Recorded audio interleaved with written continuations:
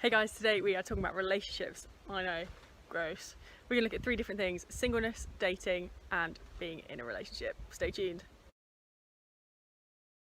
Guys, I have some news. I said yes! Oh my gosh, I can't believe it.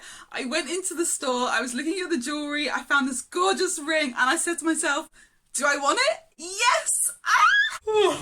Singleness is the best. I can wake up whenever I want, I can eat whatever I want for breakfast, lunch, and dinner, and I don't have to think about another single human being. And I don't have to argue with anyone about what film I watch. And then I could just fall asleep in the middle of the film, and no one can get mad at me because I'm single. Wait, that's not right.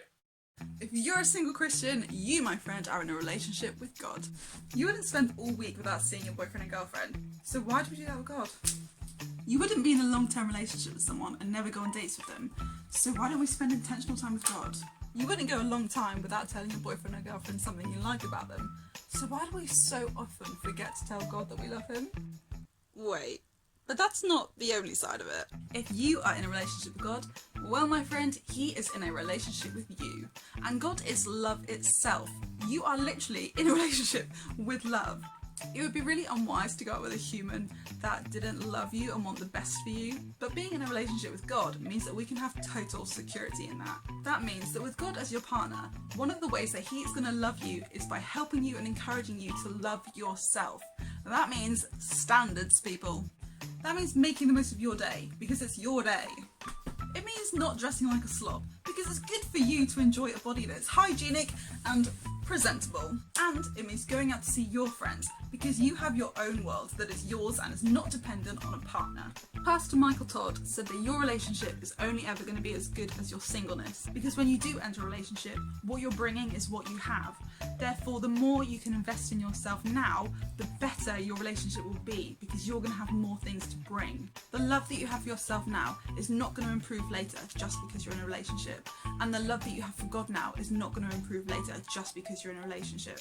So use this time now to make solid foundations of love for yourself and love for God that you can bring into a relationship. And pray that your future partner is doing the same, because you don't want to have someone coming into your life relying on you for their relationship with God, relying on you for love for themselves. So don't be that person either. That is why I wear this ring on my finger every single day. It's not usually on this finger, that's just for the video.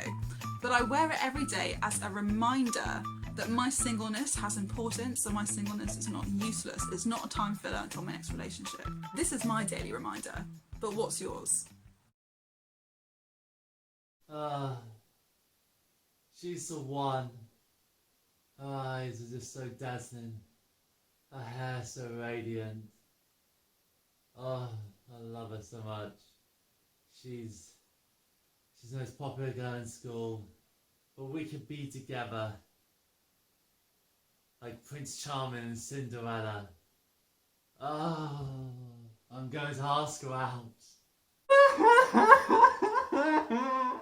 Oh, she said no. Oh, I'm heartbroken. Oh, she ran out a cool guy from school. Oh, Ginger Dog, what do I do? Dating is, well, interesting. It can be romantic. It can be fun. It can be great when you meet someone who you really get along with. It can be difficult. It can be heartbreaking when people say no. And that's just what dating's like.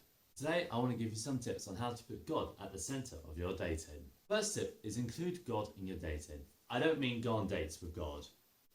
God wants to be a part of your whole life, and that includes dating. So when you are looking to go out with someone, bring it to God in prayer. Just simply say, God, I really like this person. Can you please be with me if I do go out with them?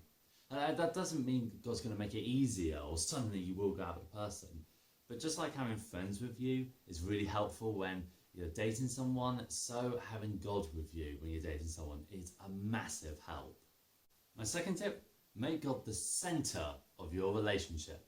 The person you date will be an important part of your life, but God should still be an important part of your life, indeed the centre of your life.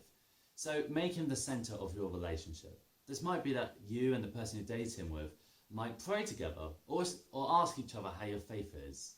My third tip, don't go just for looks, look at someone's character.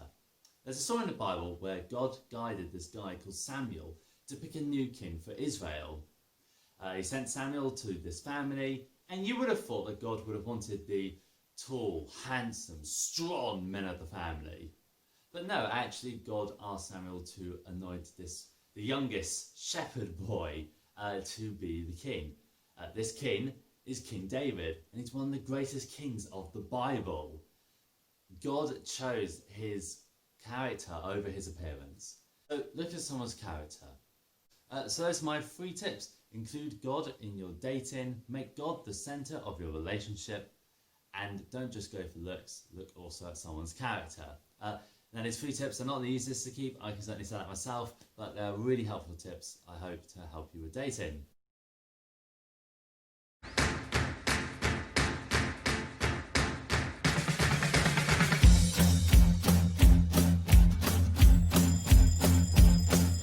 Sun is shining in the sky, there ain't a cloud inside. It stopped raining, everybody's in a play, and don't you know, it's a beautiful new day. Okay, so you've been through your time of being single and then dating, and now you're in a relationship. How do you deal with that as a Christian? What is it like to be a Christian in a relationship? Just like that video, you know, God wants to be in the centre. He wants to know what's going on in your relationship. Well, firstly, you can go to church together, you can go to different Christian events together, you can serve on teams together, but really importantly, you can pray together and read the Bible. Also, what are good characteristics to have in a relationship? Like, what do you need as a person in that relationship for it to be successful? I'm going to talk about just 2 really quickly, and that is love and forgiveness. How do you show love in a relationship? Because that's like why you go out with someone, isn't it? What I think is really important is being like self-sacrificial. Fancy word for you, being self-sacrificial. And although being self-sacrificial in movies sometimes it's kind of like dramatic, like, I mean, Shrek turned into a human, like he literally stopped being an ogre to be a human for Fiona. It's pretty dramatic.